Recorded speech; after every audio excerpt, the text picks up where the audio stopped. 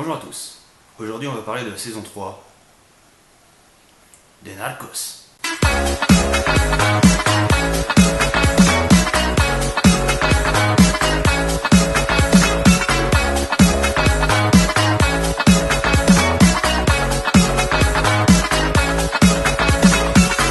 Je ne vais pas m'étendre sur les deux premières saisons de Narcos, qui racontent magistralement l'histoire de Pablo Escobar, ainsi que celle de son cartel, le cartel des Medellín. Si vous ne les avez pas encore vues, je vous conseille très fortement de la regarder, vous serez clairement pas déçus. La saison portant sur une nouvelle histoire, c'est la suite mais c'est sur des personnages différents, il n'est pas forcément obligatoire d'avoir vu les deux premières saisons, même si c'est quand même conseillé.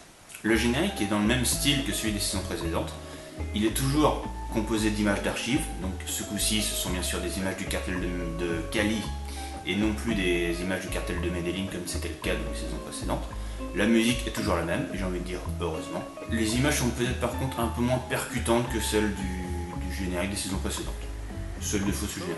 Si les images sont un peu moins percutantes que dans les saisons précédentes, c'est notamment dû au plus gros défaut de la série, même s'il était complètement inévitable, c'est qu'il manque le charisme de Pablo Escobar. Parce que bon, le personnage de Pablo Escobar, il transpirait le charisme. Et ça se sentait dès les images d'archives du générique. C'est quand même le gars qui a tellement de couilles que ça se voit à sa démarche qui se trimballe des baloches de 10 kilos.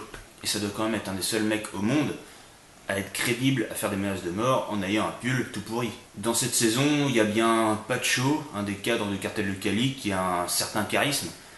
Mais bon, déjà on le voit pas beaucoup. Et puis bon, c'est quand même pas Pablo. Idem pour Chepe, le chef de New York, qui aussi a du charisme. Mais c'est quand même plus artificiel ou plus...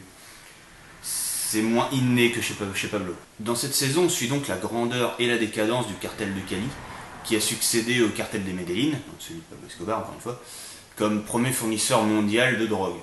Enfin, surtout de cocaïne. L'ambiance des années 90 est très bien reproduite. On retrouve tout ce qui est VHS, cassette audio, les voitures bien carrées, etc.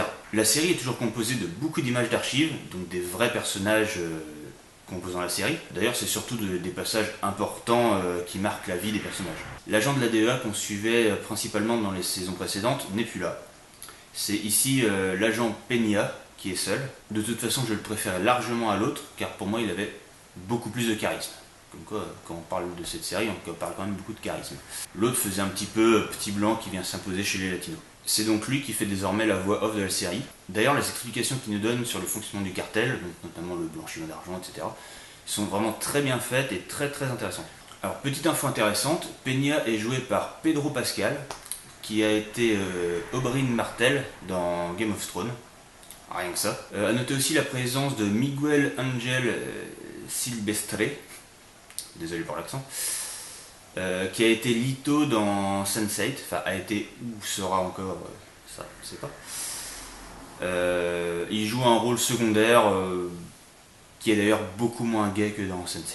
Cette saison est vraiment très addictive, il y a vraiment beaucoup de tension, notamment dans les scènes de traque, les scènes d'investigation qui sont d'ailleurs très bien faites et très intenses. La façon de filmer, il y a d'ailleurs beaucoup dans cette tension, car c'est filmé quasiment 100% à la caméra à l'épaule, donc vraiment au cœur de l'action. Et d'ailleurs, on est souvent très proche des visages des acteurs. Les scènes filmées à la caméra fixe sont surtout celles montrant l'organisation du cartel, pour bien montrer que l'organisation est vraiment très carrée.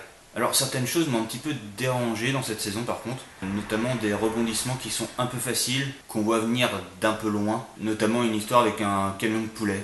Vous comprendrez quand vous verrez. Un des membres du cartel se retrouve en prison à un moment donné, et il est mis quasiment à l'isolement à ce moment-là. Sauf que c'est totalement incohérent quand on a vu la fin de la saison. Donc en fait, cette partie de l'histoire ne sert vraiment que le scénario. J'ai trouvé le traitement des femmes un petit peu sexiste dans cette saison.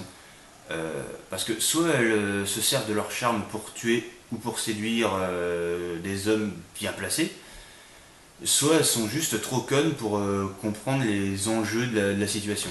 Avec tout de même une exception notable, c'est celle du chef du cartel des Norte de la Valle, qui est pour le coup une vraie leader.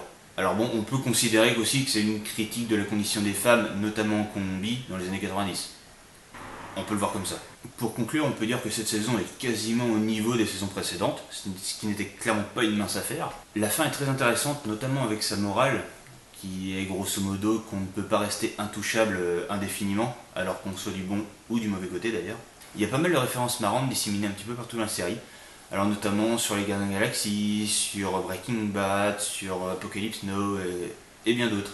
En bref, je dirais que c'est une saison et une série à ne pas rater. Si vous êtes d'accord ou pas d'accord avec mon avis, n'hésitez pas à le mettre en commentaire. Comme j'ai déjà dit, ce sera un plaisir de discuter avec vous. Si vous avez aimé, n'hésitez pas à mettre un pouce en l'air ou un pouce en bas si vous avez pas aimé. Vous avez totalement le droit de trouver que c'est pourri. Mais dans tous les cas, ceci est mon avis et forgez-vous le vôtre. À la prochaine.